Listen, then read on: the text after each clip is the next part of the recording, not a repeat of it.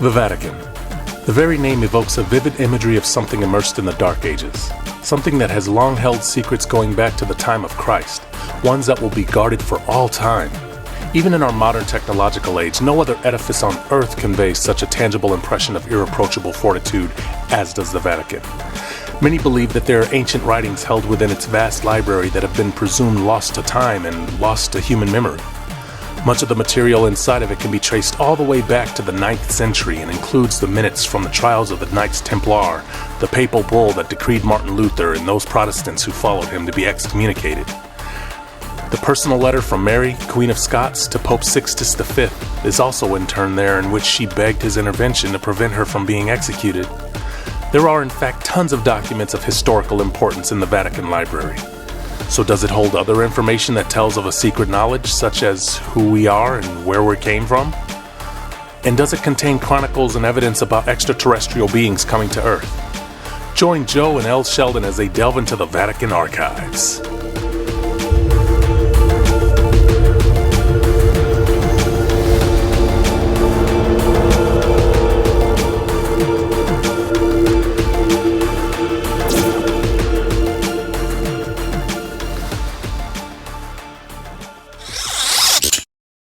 Hello everyone, welcome to our show as we share with you the intriguing enigma of the most guarded repository of knowledge in the world, that being the Vatican archives.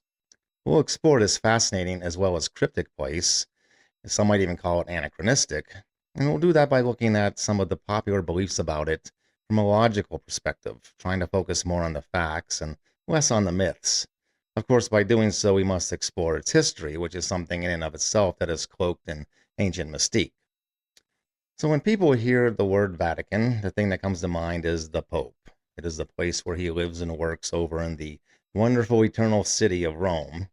And it is also where the College of Cardinals come together from around the world to lead the Catholic Church in many different ways, such as through sanctioning doctrines, through upholding the presence of the Holy Spirit on earth, doing so by maintaining the meaning of the sacraments, or by merely being visual living symbols through diplomatic relations to all the international heads of state, just to name a few. The Vatican is the vicarage of Christ, it is the apostolic see, it is the pontificate of St. Peter, it is the mother church, it is the Catholic sanctuary of Catholic sanctuaries, and for centuries it has represented the tangible political power and essence of Christendom, in much the same way that palaces and mansions have for kings, emperors, and presidents. Yeah, and to say that the Vatican is magnificent and lavish is an understatement. It's a massive structure. The dome is 450 feet high. There are statues on the outside and inside that are 20 feet but tall, but appear human size because they are seen from being up so high. Everywhere you go, when you're in there, your eyes are almost forced to be turned upward so as to see all the architectural marvels. The treasures and splendors that are there are without comparison and without price. The revenues and resources that have flowed through there over the centuries are virtually incalculable. And it does so without oversight to any government entity. The Vatican answers only to itself and to God, of course. And of course, like any sovereign state in the world, the Vatican has its closely guarded secrets. So it does indeed possess an archive, a very extensive one. And the question is, since they do have it, why don't they allow anyone to look at what they have in it? The word Vatican is derived from the Etruscan settlement on a hill with the same name from before the time of the Roman Republic, and it was the location of the Circus of Nero before the first church structure was there in the 4th century AD. The obelisk that is in the square was brought to Rome from Egypt by the Emperor Caligula and is the remnant of the circus where many early Christians were said to have been martyred. So it is officially called Vatican City, as it is recognized as being its own sovereign city-state, independent from the rest of Italy, and that was formally declared as such in the Lateran Treaty of 1929. The Vatican covers over 120 acres and is comprised most prominently of the Basilica of St. Peter, the Piazza of St. Peter, also called St. Peter's Square, the Sistine Chapel, the Apostolic Palace, the Tower of Nicholas V, the Church of San Pellegrino, and the Pinacoteca Galleria, just to name a few. Now, the archival section is separate from the Vatican Library, where pretty much any visitor can enter. It was once called the Vatican Secret Archives and was renamed just a few years ago by Pope Francis of the Vatican Apostolic Archives. However, the strict protocol that is in place to go in there and view the material has not changed. So scholars first go through a vetting process where they are thoroughly investigated by something called the Curia and are either granted or refused access to the archives. And I bet my bottom dollar that's only based on what they select to research. They just don't give them free reign of the entire halls of archives. Right, so it was in 1612 under Pope Paul V that the secret archives were made separate from the rest of the Vatican library. Now, bear in mind that back then you had to be pretty special just to be able to go to the Vatican at all, let alone go to the library. So, what these materials were, books, scrolls, parchments, or whatever, the Curia didn't want anybody to come across them at all, even by happenstance. And it is said that what is kept in the secret apostolic archive is mainly a private correspondence of the papacy, important encyclicals, and even slush fund account books with over 35,000 documents stored there. We know that there is a lot more than just that. Actually, the prefect cardinals who oversee and manage the archives, they've said as much over the years. So it was in 1871 under Pope Leo XIII that the secret archives were open to scholars doing impartial and uncritical research. But like you said, Laurie, it was with pretty austere scrutiny. First of all, the documents are never allowed to be taken out. Neither are they allowed to be photographed, or any copies or facsimiles are not allowed to be made either. Second, there is a reading room that is available, probably today with surveillance cameras, but no more than 3 documents can be studied at any given time. And actually, this applied to the entire Vatican library. So, in an effort to give a little more transparency to the church, Pope Francis made the secret archives accessible to everyone 3 years ago in March of 2020. However, it was soon closed almost completely due to the COVID-19 pandemic. It is now open once again to the general public. Right, but the scrutinizing rules still apply. They still check you out to make sure you're not anti Catholic, for one, and the prefect staff aren't going to help you find anything controversial, defamatory, or otherwise earth shattering. You have to be able to find that on your own. And with 53 miles of shelves containing over 35,000 documents from the last 12 centuries that are complexly categorized, good luck stumbling upon it. I mean, there's stuff that some scholars back in the 1880s were looking for that still haven't been seen yet. And not to mention that everything there is mostly written in Latin, maybe some of it in Italian, Greek, Chinese, Hebrew, maybe even in something obscure like ancient Mayan or ancient Babylonian. So you better be fluent in one or some of those languages anyway.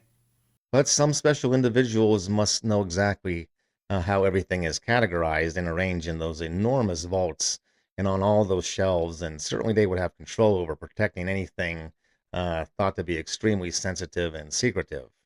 And we have to remember that there are many other ecclesiastical libraries around the world that hold secret archives. Even within Rome, there are others like the Jesuit Library and the Valliciliana Library that are said to hold secret books. So there is more than one place for the church to stash away stuff that they don't want to be brought to the surface. And it's important to point out that it is typically only after years of receiving requests from researchers that the Roman Curia will finally allow access to certain material. For instance, in the 1990s, Cardinal Joseph Ratzinger later known as Pope Benedict XVI, opened particular records that were specific records to the Inquisition and to the Jewish Holocaust, but nothing beyond that. So that to me means that there are people who know exactly where everything is stored and how to move certain things into view, as well as to move certain things out of view. Plus, viewing a document isn't permitted until after 75 years of it being reposed in the archives. So if it's new, it can't be seen. The bottom line is, if the pontiff doesn't want it to be revealed to the public, it won't be, ever. So we have to ask, why are they so protective of some of these writings?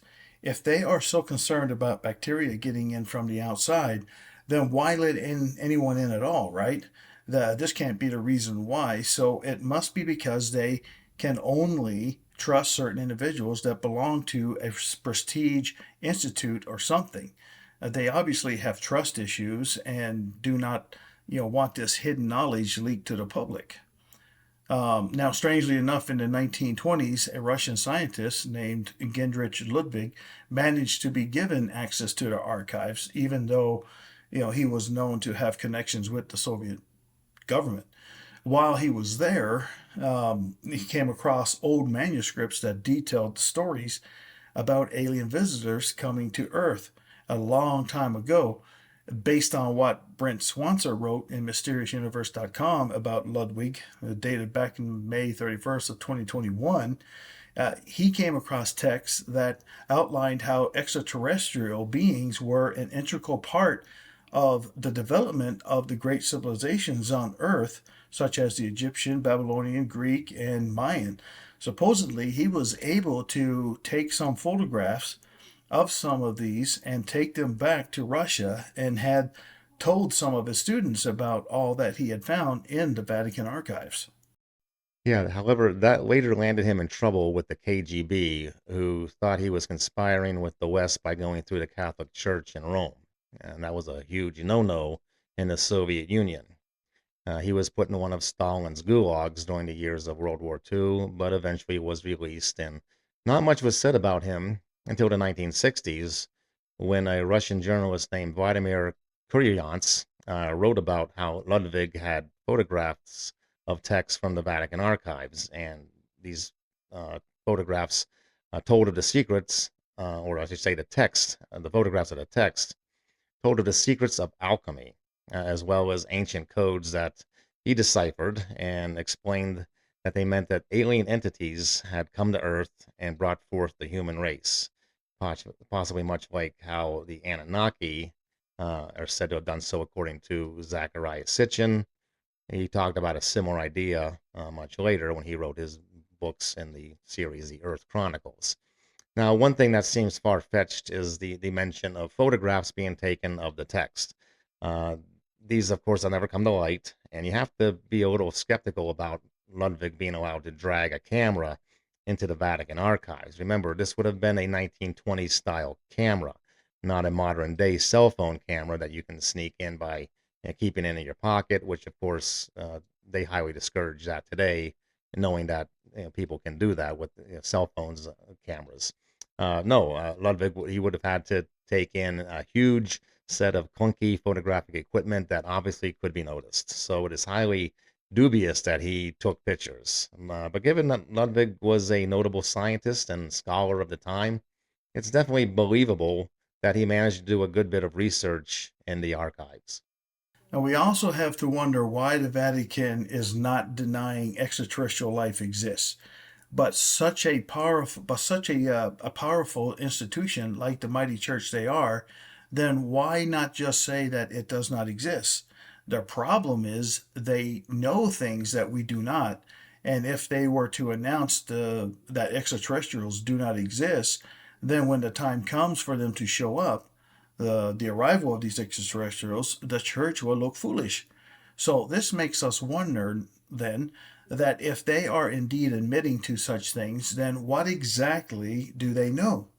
Do they have knowledge of what alien race is out there and hidden this way?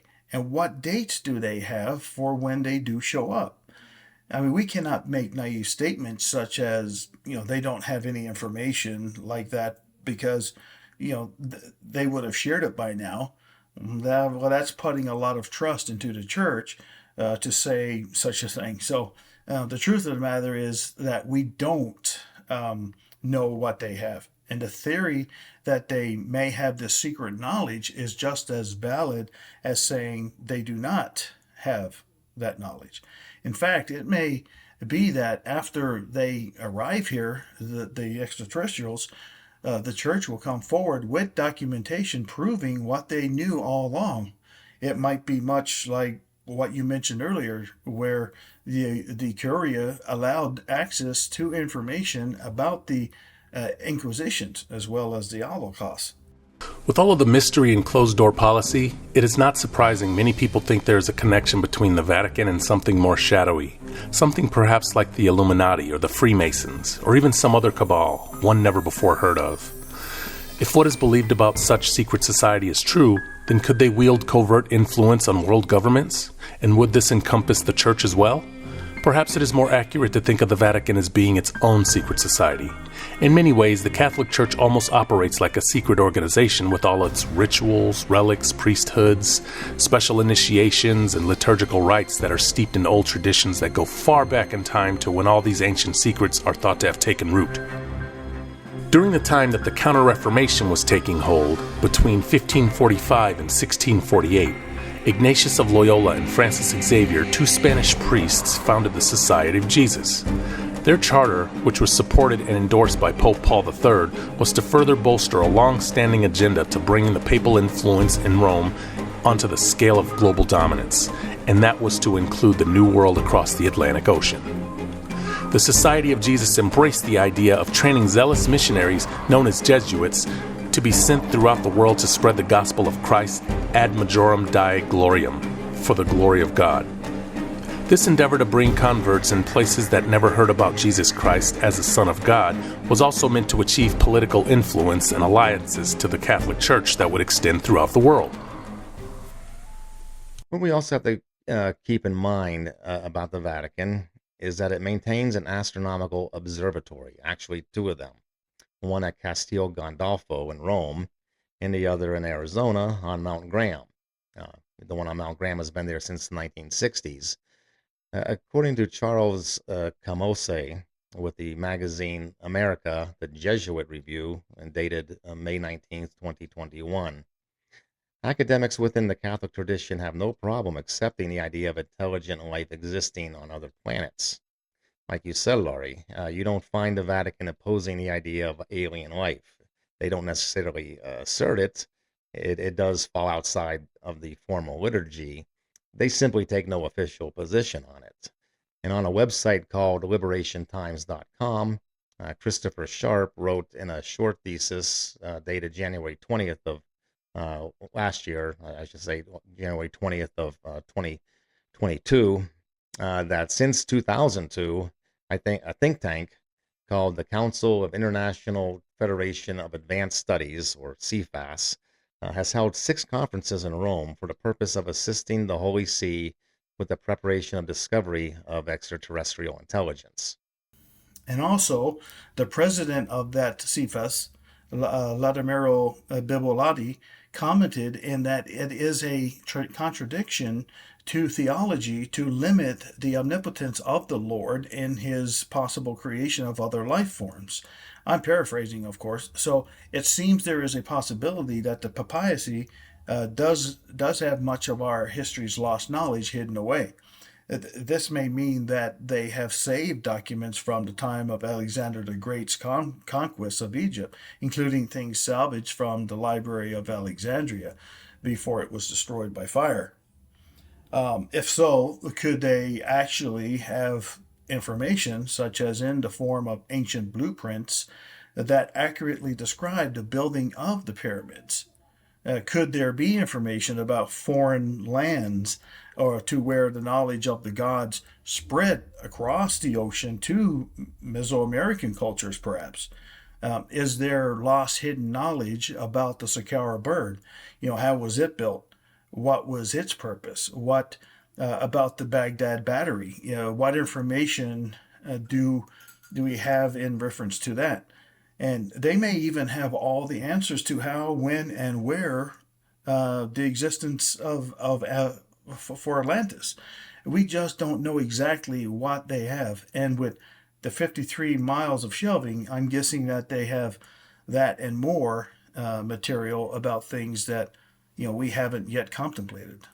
So it would appear that the Catholic Church has a long tradition of holding on to secret information that has been gathered over the centuries.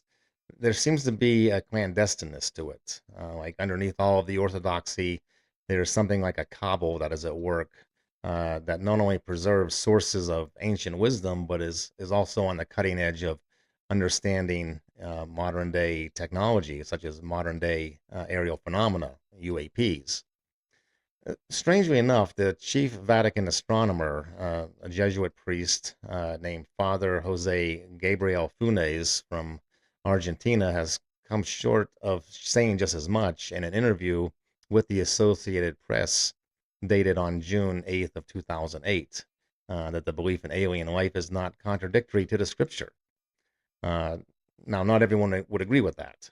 There are plenty of evangelical congregations that would refute that on the grounds of the fundamental doctrine that human beings, hold a unique and special place in God's universe, and that He has a plan of salvation that can only pertain to us. So it could be that these guys who have had access to the secret archives for hundreds and thousands of years, know something about the meaning of the scriptures that is deeply hidden from the rest of the world. Something about extraterrestrial life forms, perhaps. No, for sure. There is so much we do not know with the Catholic Church being around for so long, for nearly 2,000 years now. And of course, it makes you wonder, with all the mystery, if the Illuminati is not also an integral part of what goes on behind the veil of secrecy at the Vatican. Oddly enough, there were a couple of incidents just a few years ago where a whistleblower was arrested and did up to 18 months behind bars for exposing classified Papa documents from the archives. And this was reported by ABC News on May 28, 2012, with Pope Benedict's butler supposedly giving documents to the Italian media said to contain bizarre information that was much like that found in the Dan Brown's Da Vinci Code and the Ancient or the Alien Angels and Demon series, the movies. Then in 2015, there were two staff members that under Pope Francis who were arrested for leaking other confidential documents. So they take this stuff quite seriously, which makes you seriously wonder, what in the world do they have hidden that would get you arrested for leaking it? The Catholic Church has had a long tradition in astronomy all the way back to the Middle Ages. The clergy has always had a practical need for it. The Gregorian calendar was devised with this in mind, and it is used throughout much of the world today. It came about in 1582 after careful celestial calculations were made about the positions of the sun and moon throughout the year. This was to determine the appropriate time for the seasons and the holy days, especially Easter. Much of the knowledge obtained by the Church was used to serve the purpose of geocentric apologetics that supported the dogma of the Earth being at the center of the universe. Its aim was to show the divine handiwork through the observation of the stars and planets and to show that the science reveals the glory of God as seen in the heavens above. This notion prevails in Catholic universities to this day. Of course, for a very long time, the Church has refuted important discoveries made by Copernicus, Galileo, and Kepler because those discoveries went against orthodoxy. Nonetheless, volumes of charts, tables, NLMS, journals, diagrams, and almanacs are kept in the Vatican Library and archives. And when the Spaniards came to the New World, things didn't go so well for the indigenous people of Central and South America, as we all know, through our history classes. Just imagine their amazement when, they first came upon the pyramids of the Mayans. The Catholic friars and priests who came and settled in that region certainly would have chronicled what they discovered, and going over all of it would have deemed certain information important enough to be archived. Eventually, some of it would have made its way to the Vatican. Now, this brings us to the question of whether or not actual UFOs have been associated with the Vatican. The answer, of course, is I believe yes. I mean, we brought this up before with how a lot of medieval and Renaissance artwork depicts peculiar, orbs in the scenes. Consider the painting The Miracle of the Snow by Marcellino de Panicale, which was done around 1400. It shows Jesus and Mary inside of a cloud with what looks like an armada of UFOs throughout the sky behind them. Now, De Panicale was not an amateur painter, so for him to paint the clouds to not look like clouds, I would say is a big no. Uh, to many people, the clouds actually look like modern day UFOs, flying saucers. So the legend is that what is known as Our Lady of the Snow, this is a miraculous occurrence which occurred on August 5th of 352 AD when a Roman patrician named John dreamt that the Virgin Mary told him to build a church, and she said that the snow will fall on the place to mark where it is to be built. And this ended up being on Esquiline Hill, not far from Vatican Hill. So he then hurried off to the area and saw that snow was falling in the formation of a square in the month of August in Rome, which is more or less impossible to happen. Now, when Liberius, who was pope at the time, arrived at that spot, he confirmed the miracle of the vision and built the foundation for the Basilica di Santa Maria Maggiore. And this is the largest Roman Catholic church dedicated to the Virgin Mary. Aside from tales of dreams and visions that are of a religious nature, there are accounts of UFOs sightings not only above the Vatican but above cathedrals throughout Europe. Just this past October, footage was taken at St. Peter's Square showing white orbs flashing up in the sky in broad daylight. And supposedly, these kinds of UAPs are spotted pretty regularly over Rome. They have been rumored to appear during times of Papal conclave, and actually, if you watch the news coverage of the announcement of Pope Francis' election in 2013, you can see an orb of light moving across the sky above the rooftops of the Apostolic Palace. Some say it's a helicopter. Others say that according to many of the people who were in attendance, who were at the square, there were no helicopters flying that night. So, like many other sightings, it's unknown exactly what that was. And we mentioned once before how an egg shaped object was seen over a soccer stadium in Florence, Italy, another city important to church history, about 100 miles from Rome. And that was in 1954. And after its appearance, a local newspaper reported that silver, fibrous, spider web like glitter was found on the rooftops. It also said that some people claim that it snowed right after this object had appeared, which seems oddly similar to what is shown in the Miracle of the Snow painting. It's still a mystery as to what this glitter was. It was called angel hair by some of the locals back then, and it's still a mystery as to what this glitter was. It was some scientists say that it was nothing but a lot of spider webs. According to an article from the BBC, it was dated back in October 24th of 2014, the glitter was chemically analyzed at the University of Florence and was found to be made up mostly of silicone, calcium, and magnesium, all pretty common material. So the result of the finding was inconclusive, and the samples of the angel hair were eventually lost. So go figure, right? So we talked before about how certain places around the world tend to be hotspots for phenomena, especially in the way of the 33rd parallel circumnavigates the planet and covers places that are known to hold significance either by way of mythological tradition or by a higher than usual number of UFO sightings. If you recall, last year when we were explaining what the ancient alien hosts of the show Ancient Aliens, the hosts were at a symposium that you and I attended, and what they said about ley lines connecting these sites by sort of zigzagging around the globe.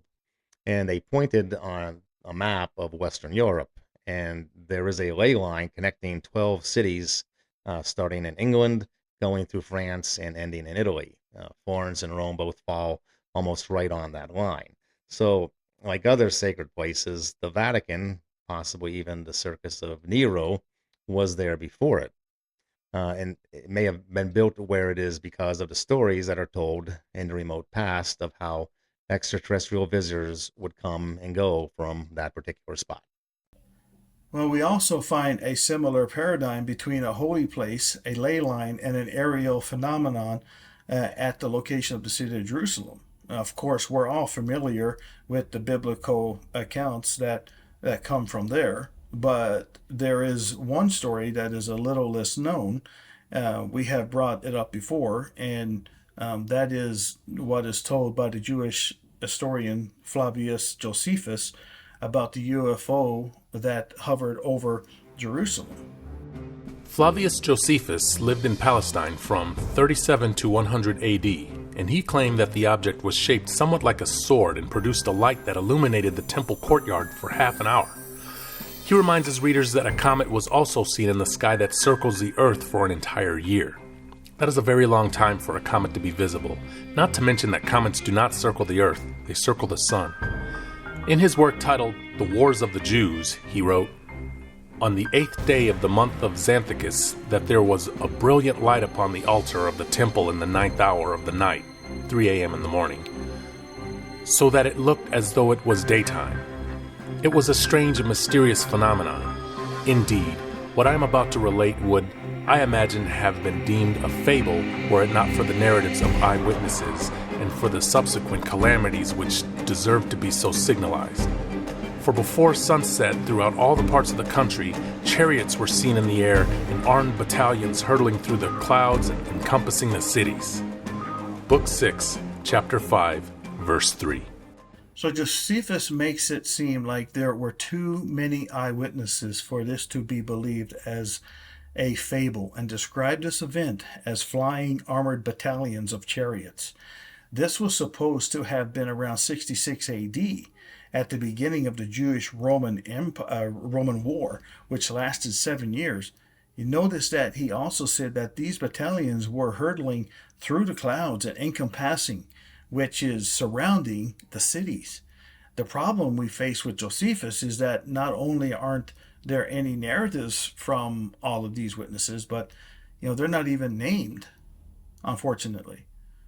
This is much like how in Matthew 27:52, where it claims that tombs broke open and bodies were raised to life, and that they went out into the city and were seen by many people. It also mentions in Matthew 27:50, Mark 15:37, and Luke 23:46, where it says that the curtain in the Holy of Holies of the temple was ripped open. We have no statements by those people who saw any of this, nor the names of who they were. So just saying that a lot of people saw something does not in and of itself make it more reliable if it cannot be corroborated. Although to Josephus's credit, there is another source that mentions a similar thing happening around the same time frame, and it's from the Roman historian Tacitus, who lived from 56 to 120 AD.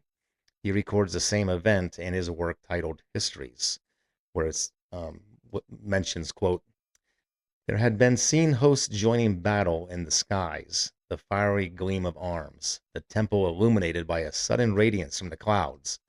The doors of the inner shrine were suddenly thrown open, and a voice of more than mortal tone was heard to cry that the gods were departing." This is Book 5, verse 13 of Tacitus' work, Histories.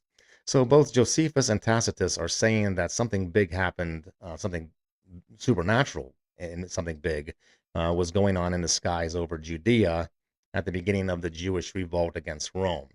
And this is sort of the impression we get even in the gospel writings, like with Jesus' baptism, his transfiguration, his ascension. The images that we gather from these stories is that miraculous and magical things were taking place that are beyond human comprehension, at least beyond human comprehension back during that time. Yeah, and Tacitus even describes them as having shining armor and battling with lightning, and that the gods are essentially saying, "Hey, we're out of here." Then there is the rushing tumult of their departure. Like, wow, this could merely be vivid imagination, but keep in mind that these books are not considered as epic poetry. Um, they're historical literature written so as to record events that had been taken place at that point in time as accurately as the writers possibly knew how to. And while the style during those times may have been to embellish and exaggerate details that were of great significance, they revealed a perception of extraordinary occurrences of which they may have struggled to find the appropriate vocabulary for. If I were to read about the alien invasion documented from 2,000 years ago, I would expect it to sound much like this. And this event was expounded upon in the early church by the early church bishop Eusebius of Caesarea. He was a bishop in the early church who lived well after the time of the Jewish revolt from 263 to 339 AD. So he definitely could not have witnessed it. He says in his work titled Ecclesiastical History, and this is his quote: "For before the setting of the sun, chariots and armed troops were seen throughout the whole region in mid-air, wheeling through the clouds and encircling the cities." That was in Book 3, Chapter 8. I really like how he put it. Chariots and armed troops in midair, wheeling through the clouds and circling the cities. Chariots? I mean, could he mean shiny discs that are spinning through the clouds and around the cities like a wheel within a wheel? It was during the time of Eusebius, around 313 AD, mentions of the vision seen by the Emperor Constantine near the Tiber River at the Milvian Bridge before his battle with Maxentius of a blazoned cruciform up in the sky with a banner across it that had the words inscribed, "In hoc signo vinces." By this sign you shall conquer. Constantine did conquer, and he became the first Roman emperor to convert to Christianity. This was a momentous event that changed the course of history. Well, it makes you wonder what the heck was going on back then, especially when you consider that the miracle of the snow event is said to have taken place within the same time period, that being in the era of the early church, which, according to a lot of different manuscripts, some of them included in the New Testament, was loaded with all kinds of stories of wondrous things being seen up in the skies. Interestingly enough, there is a more recent report of a sighting in that part of the world. It was just a few years back, I think it was in 2011, that a footage of an orb over the Dome of the Rock in Jerusalem went viral. Many of you have probably seen it. It shows a ball of light hovering right above the dome for a few minutes, and then it zips straight up into the atmosphere like at warp speed, gone in an instant. Obviously, the person recording it with his cell phone camera reacts to what he witnesses, as do the others who are nearby. But many people have seen this clip, have even analyzed it closely a little more, have determined that it is a fake video. And there's still a lot of debate over that. Well, regardless, that was certainly not the only time that people have seen things in the sky. And what is profound to think is that the orb from the cell phone video was over the exact same spot as was the sword shaped object mentioned by Josephus. Think about that. Since the Domo of the Rock is built upon Temple Mount, which back in the first century was where that brilliant light was described that lit up the altar of the temple in the ninth hour of the night. So even if the video is fake, the ancient text that we have kind of puts it into a different perspective. And you have to wonder if it was a similar thing that was said to have been seen by the residents of Jerusalem 2,000 years ago. You do have to wonder if the Vatican archives are indeed a bastion of clandestine and covert information such as this, and that has kept the long and comprehensive annals of extraordinary events that have happened on Earth since the beginning of the Christian era. If that is so, then what is actually told about those events may support the evidence for alien life existing elsewhere in the cosmos, and that our origins as Homo sapiens is the outcome of alien life having always been present here on this planet. As always, you, the audience, must decide on what you think may be the truth. Thank you for joining us, and stay curious. Please be sure to give us a thumbs up and subscribe to the channel to help us expand the podcast so that you can be provided with more resources to some truly insightful information. Visit us at alientalkpodcast.com and check out our monthly newsletters, podcast episodes, and lists of recommended books and internet sources that may be of interest to you. Please tell your friends and family members about the program, and we look forward to being with you all again next time on Alien Talk Podcast.